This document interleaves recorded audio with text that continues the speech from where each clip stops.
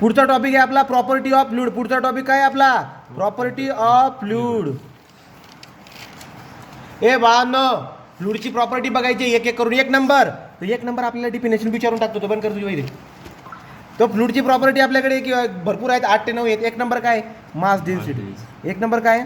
Mass density. तो mass density एक number आपल्याकडे. मास डेन्सिटीला आपण काय बोलतो? युनिट मास. काय बोलायचं याला? युनिट मास. मास डेन्सिटी बोला, युनिट मास बोला. स्पेसिफिक मास. स्पेसिफिक मास म्हणजे मास. कळालं का? तो मास डेन्सिटी, युनिट मास, स्पेसिफिक मास भी बोलतात त्याला. स्पेसिफिक मास. याला कशाने दाखवतात? मराठीतला 9 याला बोलतात रो. कशाने दाखवतात? रोने. मास डेन्सिटी किंवा युनिट मास किंवा स्पेसिफिक मास कशाने दाखवतात? रोने.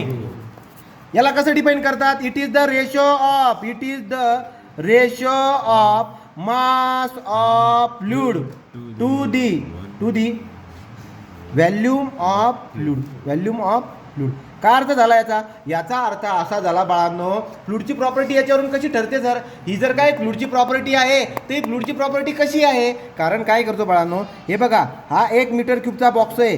1 मीटर क्यूब त्याची लांबी आहे, 1 मीटर क्यूब त्याची रुंदी आहे, 1 मीटर क्यूब त्याची उंची. तो लांबी रुंदी उंची 1-1 मीटरची आहे, असा हा बॉक्स आहे.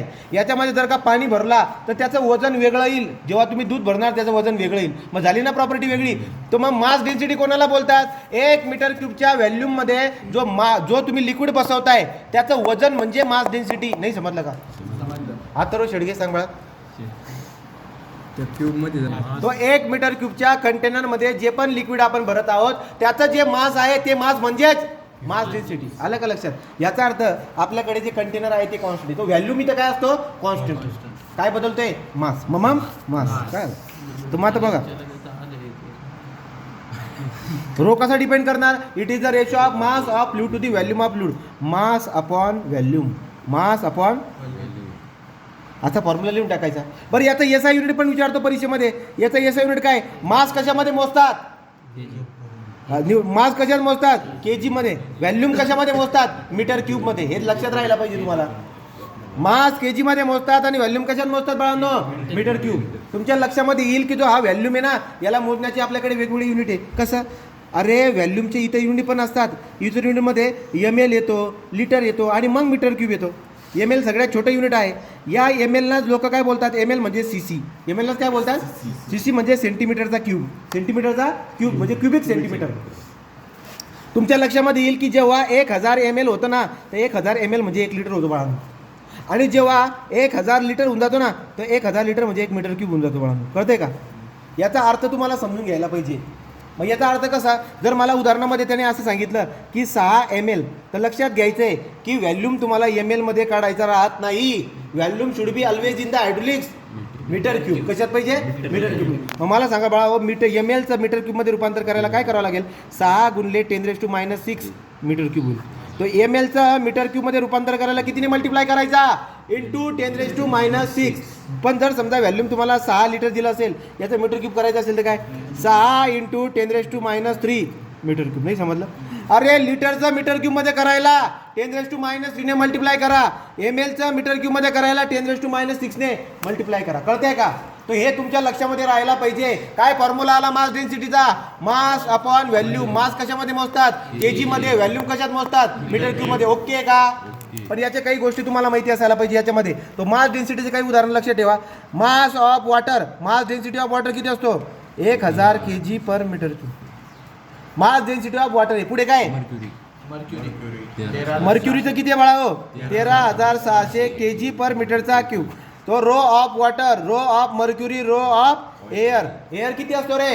1.2 kg/m³. रो ऑफ ऑइल सांगा जनरली 800 kg/m³. बघा बाळांनो, एवढी व्हॅल्यू लक्षात ठेवायचं. तो अशा पद्धतीने पहिली प्रॉपर्टी आपली संपून जाते, जिचं नाव आहे मास डेन्सिटी, स्पेसिफिक मास, युनिट मास. ओके का सगळ्यांना? 2 नंबर आहे आपल्याकडे वेट डेन्सिटी. 2 नंबर काय आपल्याकडे? Weight density.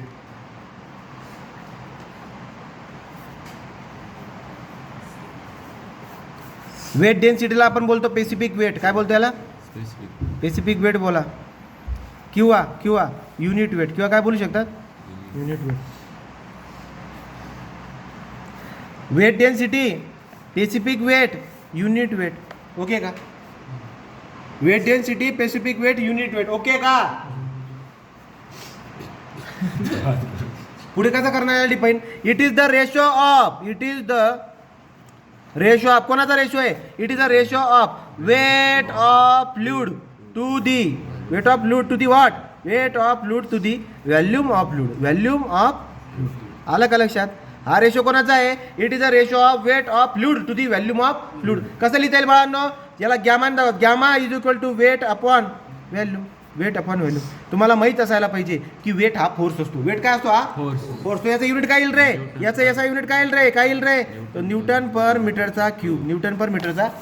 तुमच्या लक्षामध्ये यायला पाहिजे की gamma is equal to weight upon volume बोलतोय बाळांनो मी. आणि हा वेट जो असतो हा वेट mg च्या बरोबर असतो.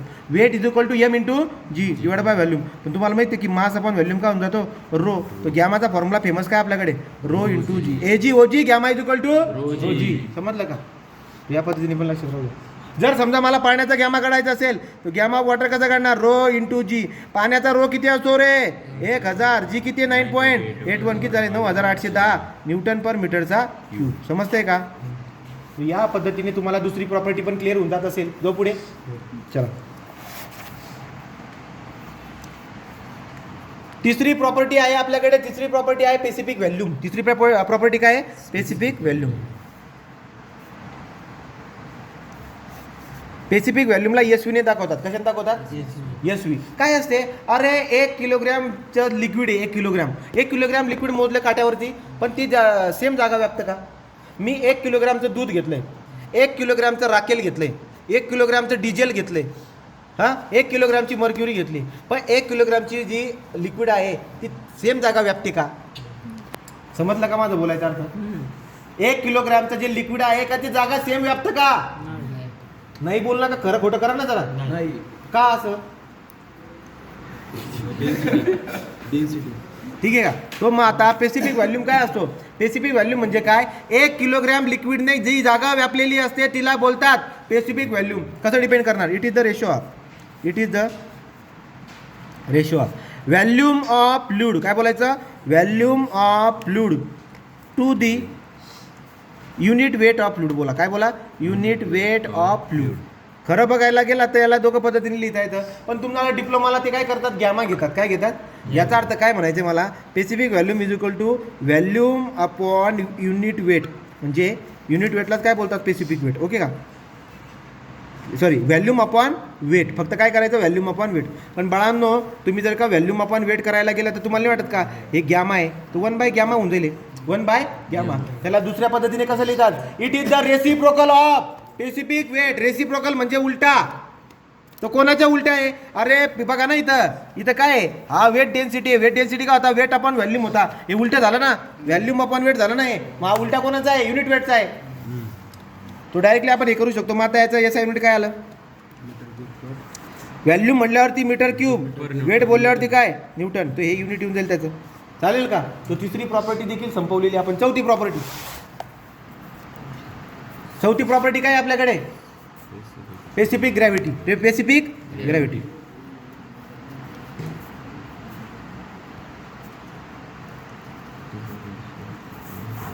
स्पेसिफिक ग्रॅव्हिटीला जी ने दाखवतात आणि कशाने डिवाइड करतात आर म्हणजे रिलेटिव्ह डेन्सिटी. कळालं का बाळा.